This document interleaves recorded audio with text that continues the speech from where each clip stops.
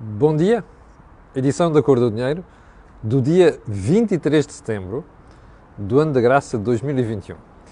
Como sempre, às 8 da manhã, nós estamos aqui religiosamente, salvo raríssimas exceções, para honrar o compromisso de analisar a economia e política do país, diariamente.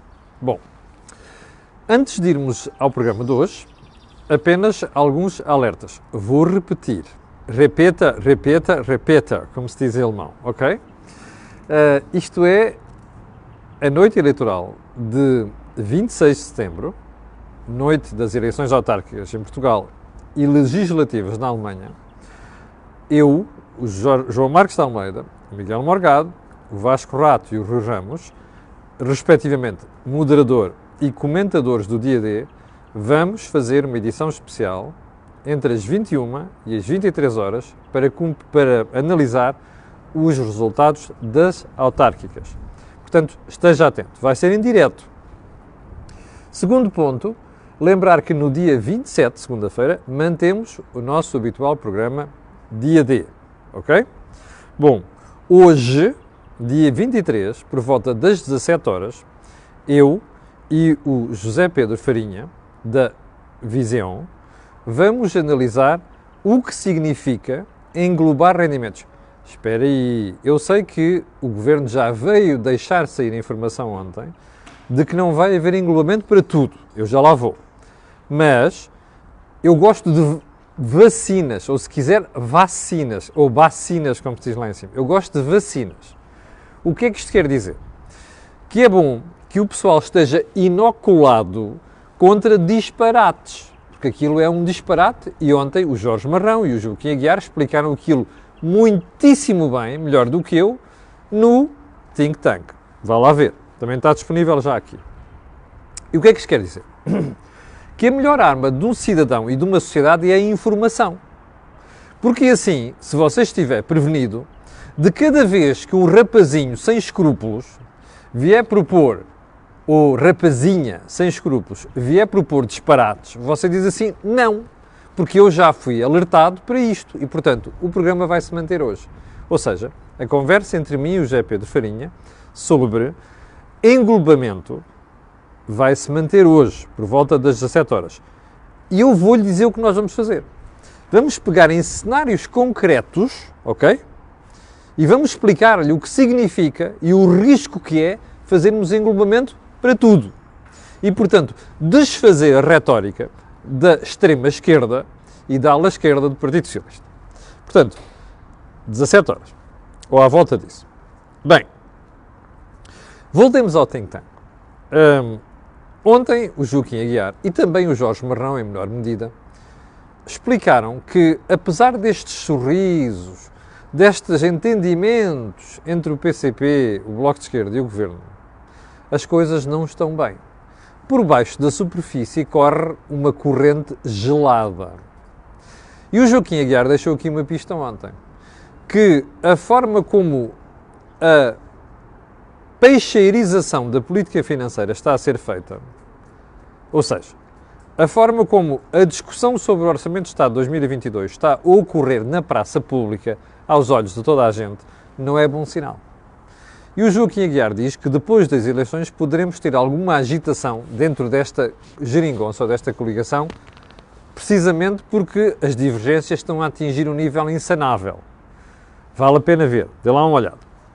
Não fui eu que disse, foram os meus queridos analistas, o Jorge e o Joaquim. Segundo ponto, e-voucher. Eu gosto de prestar contas aos meus espectadores. Eu jurei sempre que este ia ser um fracasso, um rotundo fracasso. Remember?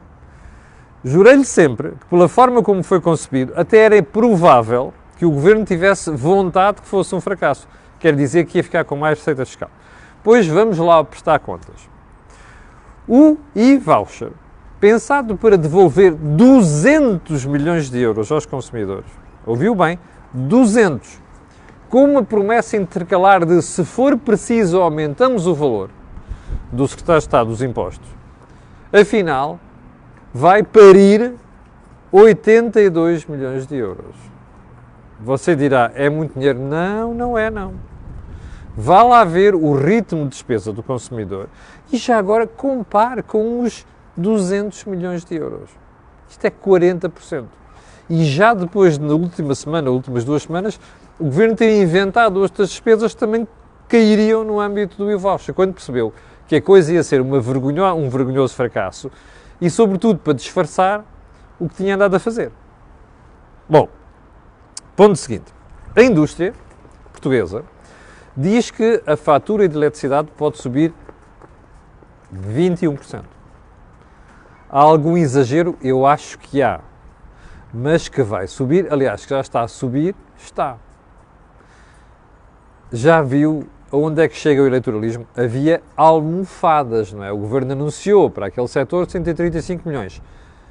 Eu, mesmo sem ter feito ainda as contas totais, assim uma conta de merceeiro, que muitas vezes é mais acertada do que a conta de muitos Excels ou Excels, se você quiser, que andam por aí, suspeito que os 135 milhões não vão servir para nada, ou para quase nada.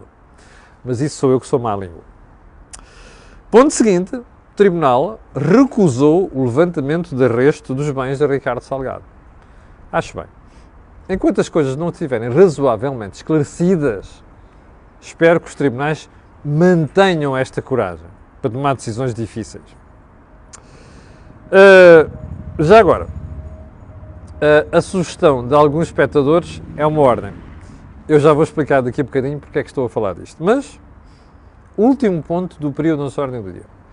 Ontem fui a um jantar da Câmara de Comércio Luso-Alemã. Para mim, é das melhores câmaras de comércio que existem em Portugal.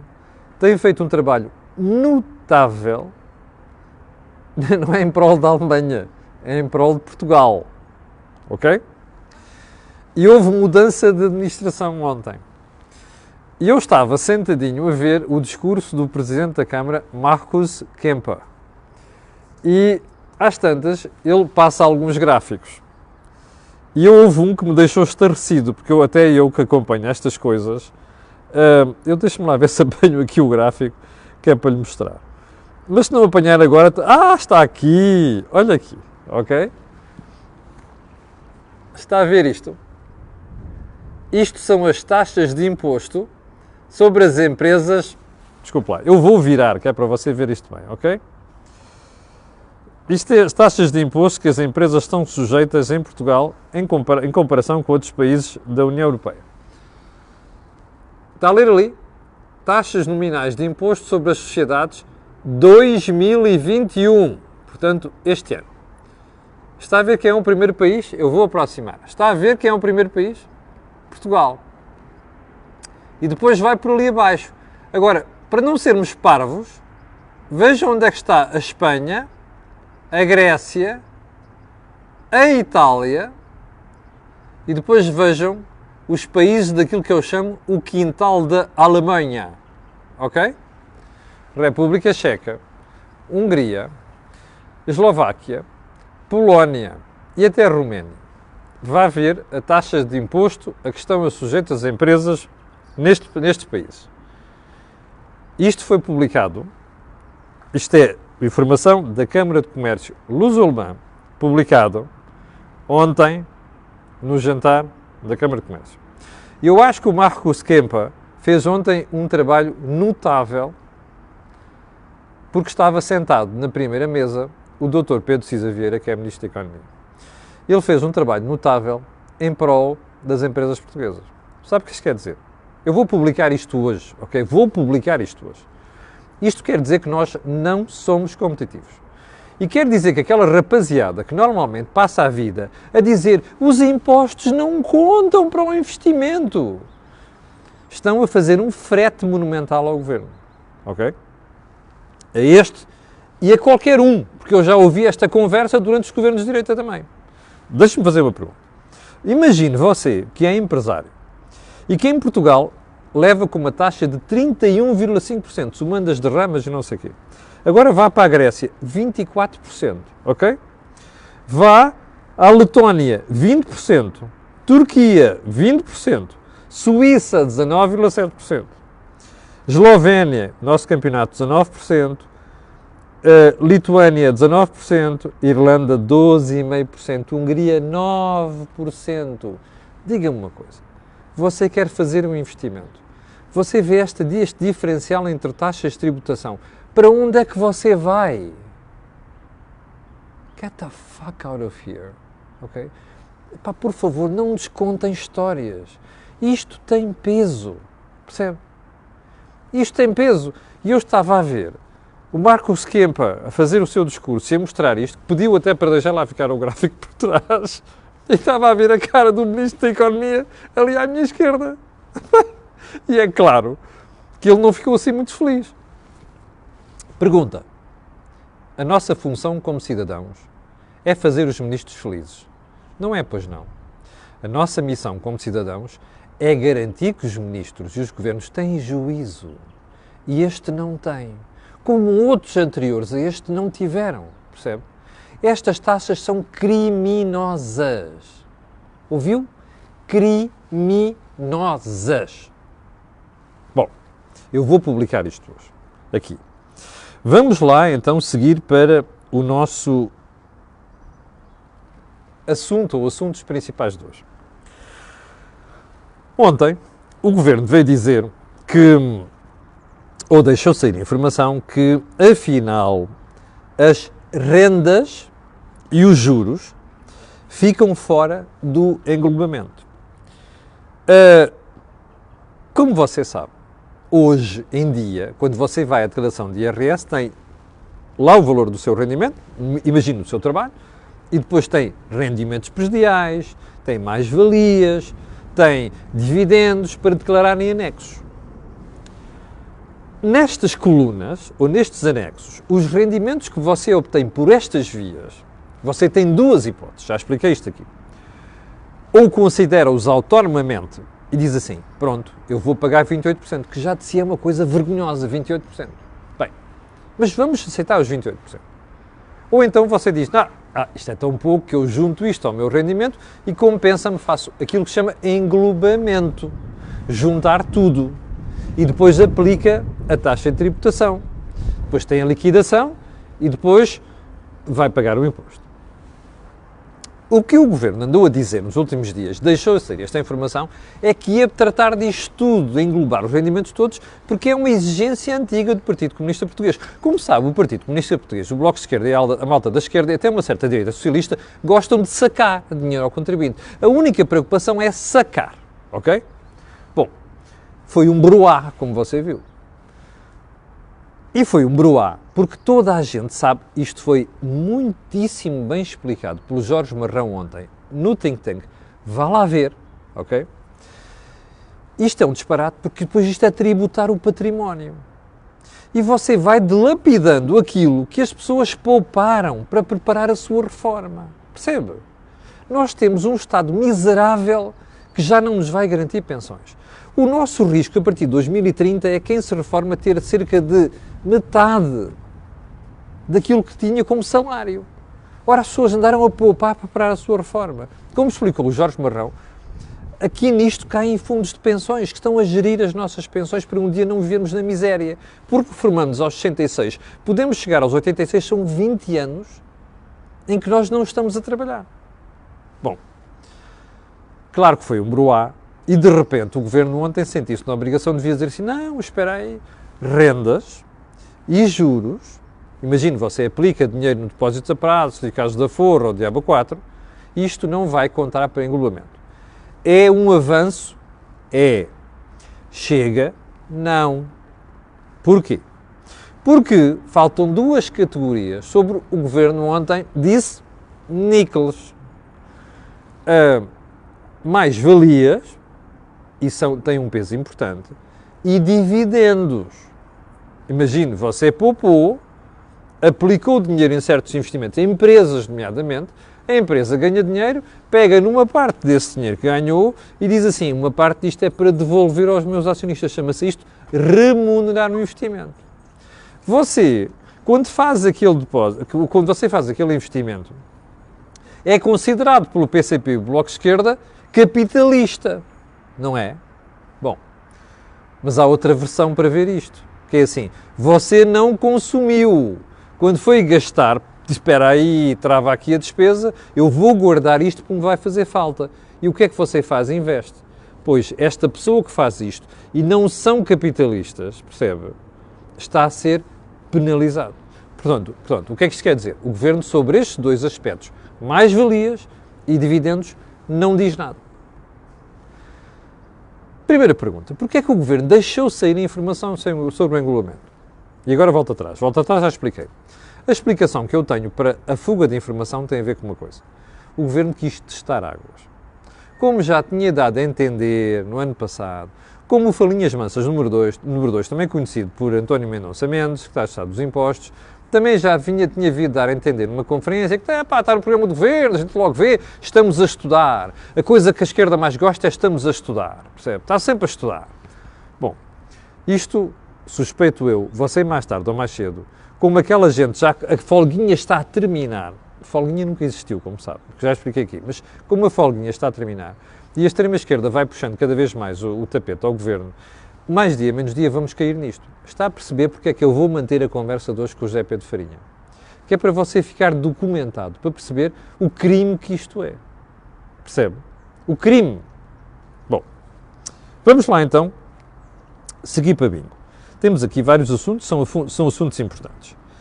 Bom, então, no ponto seguinte, vamos voltar à lição exemplar. Eu sei que você deve estar farto disto, ok? Eu também.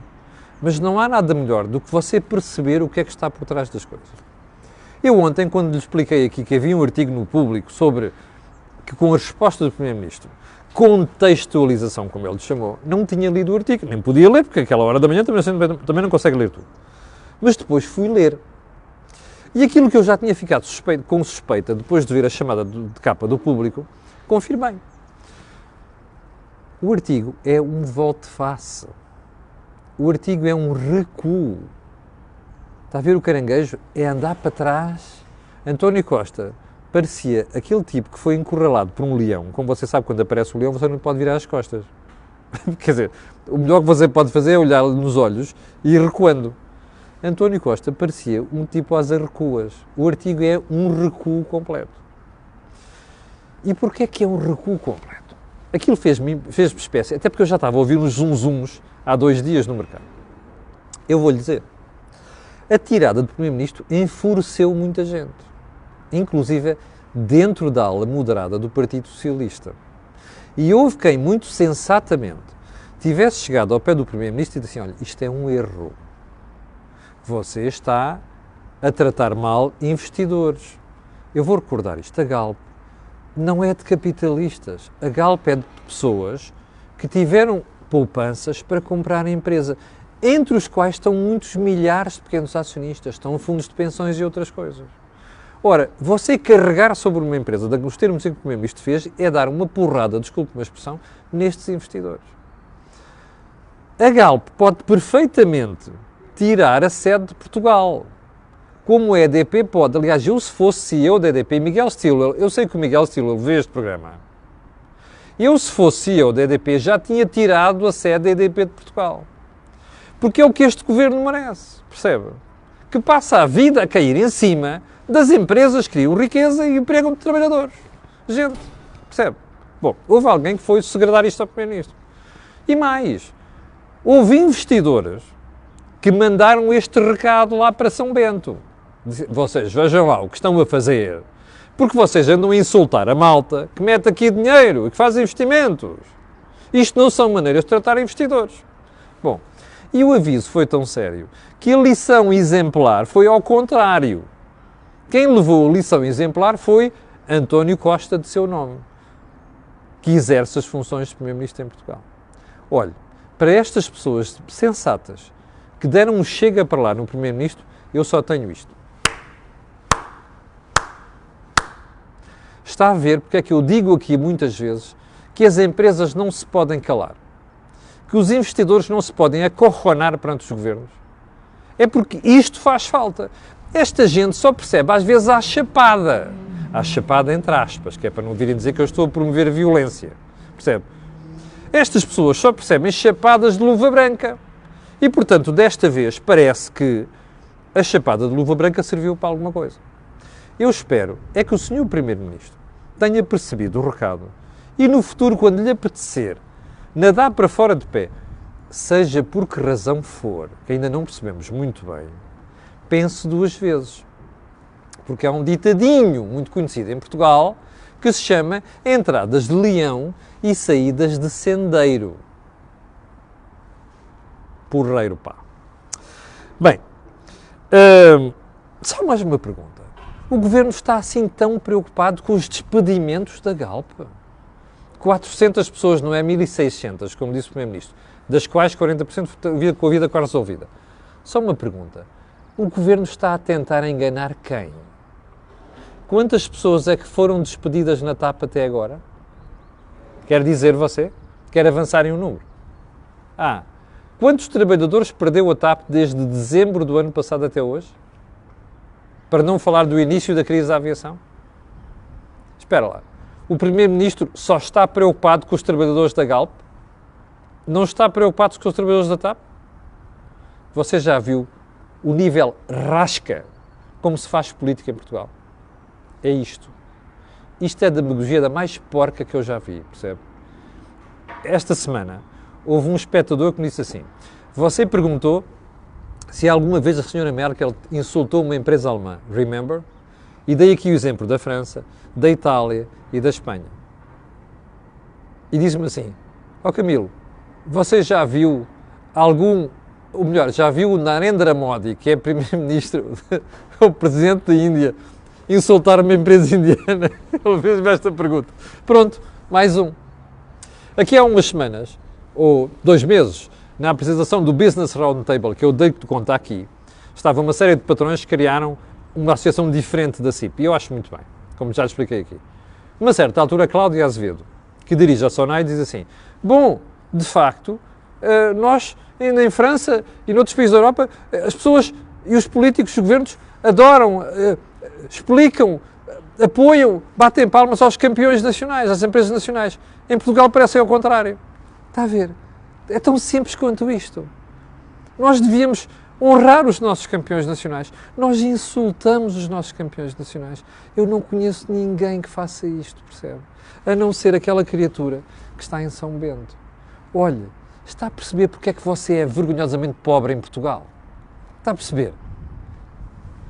É tão simples quanto isto. Eu amanhã vou voltar a um assunto chamado TAP, porque a PwC, PricewaterhouseCoopers, que também faz auditoria à empresa, colocou dúvidas sobre a sobrevivência da própria TAP. Se faz sentido. Ou melhor, não é sobre sobrevivência, se a empresa tem condições para sobreviver. Vamos voltar a isto amanhã, ok? Chegamos ao final do programa de hoje. 6.800 pessoas em direto. Quero agradecer a sua paciência. Quero pedir a estas pessoas e outras que vão ver aquilo que peço sempre, colocarem um gostinho e fazerem partilha nas redes sociais. Sabe porquê? Não sabe? É que aquilo que você ouve aqui não ouve em mais sítio nenhum. Obrigado, com licença. Até às 17 horas há conversa com o GP de Farinha sobre englobamento e nós, é bom, até amanhã às 8 da manhã. Com licença.